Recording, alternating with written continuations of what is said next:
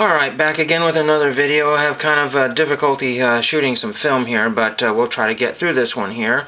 I want to do a little thing. It just kind of prompted by a patch that I found the other day, and what was really cool is that I found it on the floor at a Goodwill bin store, and I bought it for only like a cent or two. This is America's Bicentennial, the Hope Patch, Horizons 1976, 1975 to 1977. So it fits in with the parameters of my 1975 Scout Patch collection, and guess what? I did not have this one. It's one of the most common Bicentennial era patches. If you don't know anything about the Bicentennial, we celebrated it I think 2 years before and 2 years after. It was just crazy. It was the biggest thing on the planet if you were in the United States, and so there's merchandise everywhere, and the Boy Scouts had gobs and gobs of merchandise. So this patch, I would value it at $1.50. Other people on eBay value it between $5 and $15, and even used ones sell sometimes, but not very often. So you have to go for the new ones more than likely. Otherwise, you'd be paying more or less the same amount of money. But again, that was a patch that I didn't have because it was so common. I just didn't want to get it. I just wanted to blunder into it, and which is what happened. I just blundered into it. It was on the floor. But what I can't blunder into is a lot of the patches that are kind of part of my collection that has no end.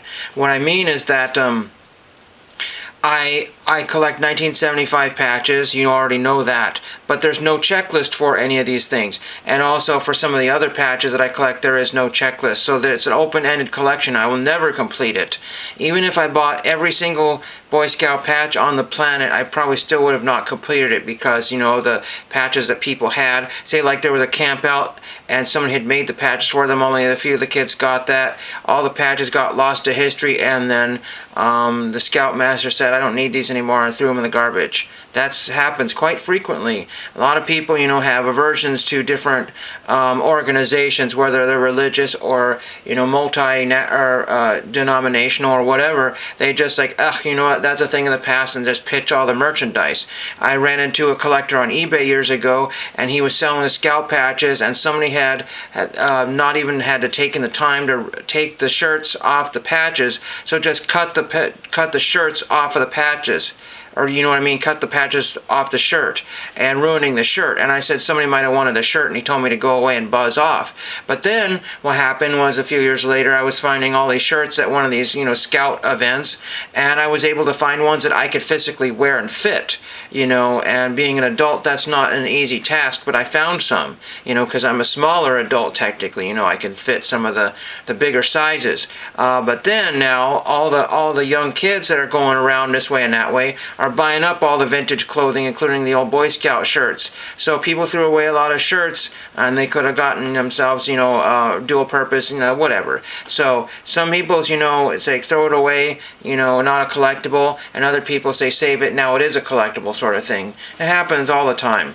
We'll show you some patches here, and maybe if I can, I had some difficulties with the computer yesterday because the looking up something here, if I can find it here, try to get to where that's not what I need here.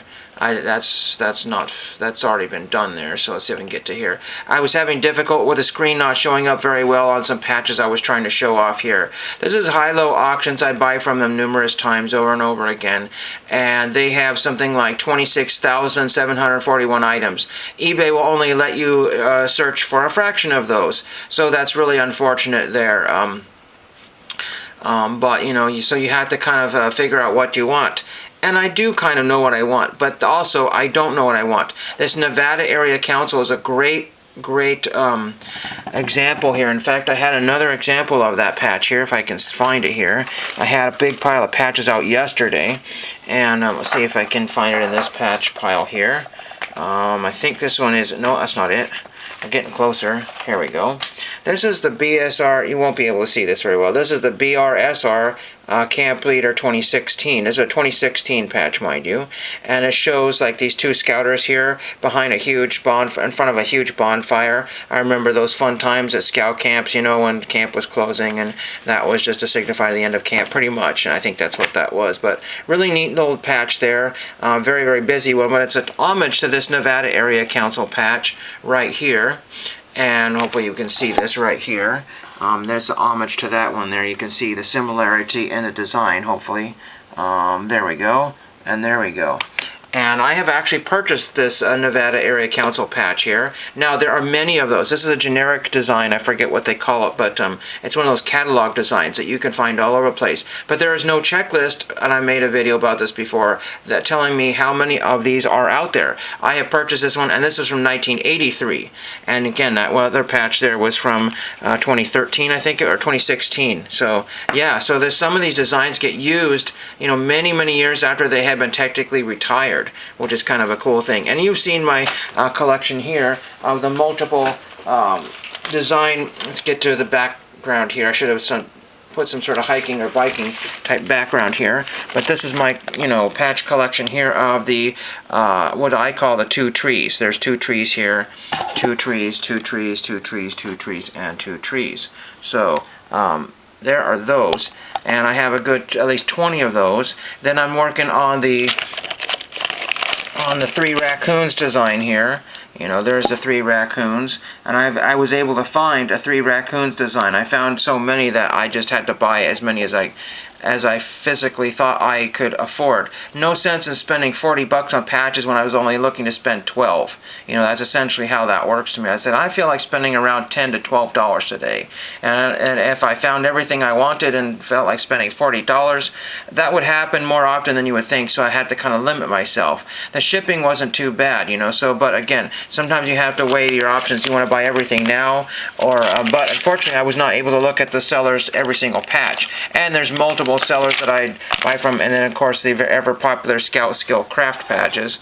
And I don't remember if I ordered one of these, but I did discover about 4 I didn't have in various designs. One of them just says Scout Skill, and then it didn't have the craft word, and it had some other stuff down here in a different, so they had kind of partially borrowed that design and made their own around it. Very, very unusual there. So that will be something down the road. And I'm not worried about these patches leaving. A, because some of these sellers have multi-thousands of patches, and B, everybody's you know, collections are way different.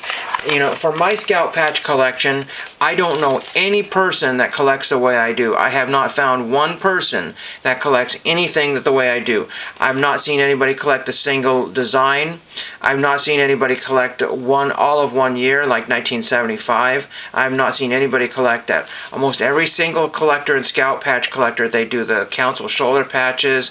Maybe they do district badges for their local areas. But most people are local collectors, and those local collectors have pretty much everything that's all set up on eBay. So they're not going to be fighting me for any of these badges that I technically don't have.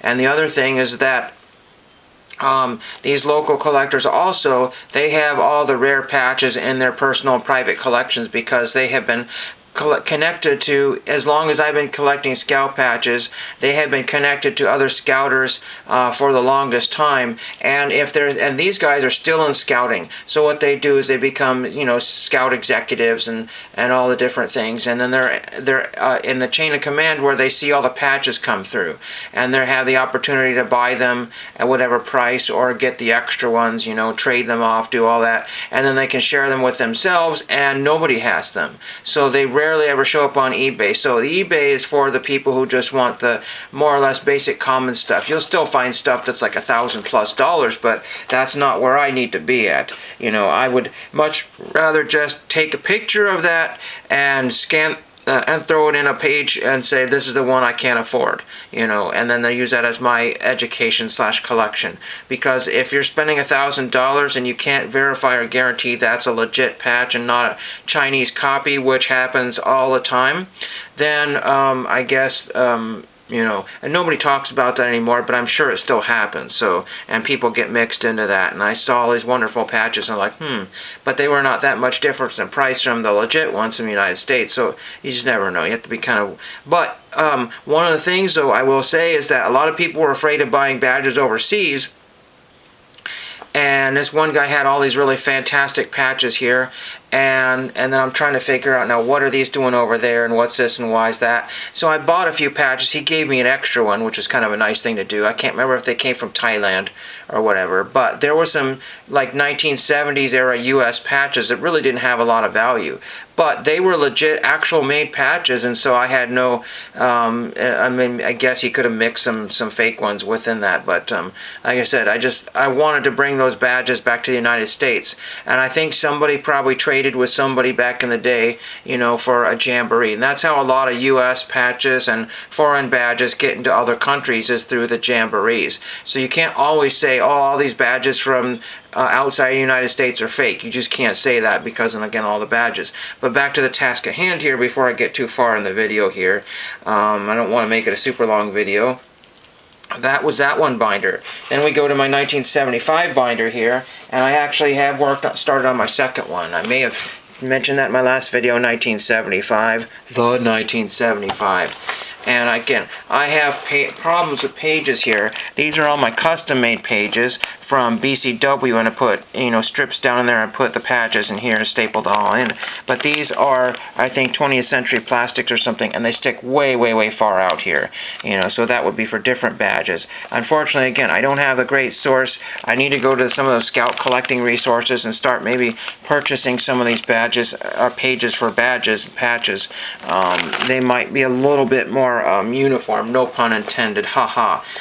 So that is pretty much what the video I wanted today. I just wanted to make a video saying that the 1975-1976 era patch that I found on the ground for 2 cents at Goodwill prompted me to make this video. It also prompted me to buy 5 more badges for my collection, which you will see more than likely next week. Hopefully the next video will be my large lot of cards that I've been waiting for. Hopefully that'll come in today. Hope you enjoyed that, and like I said, the best collections start from just finding one little thing, and then it rabbit hole down to a really nice collection. And thank you for watching.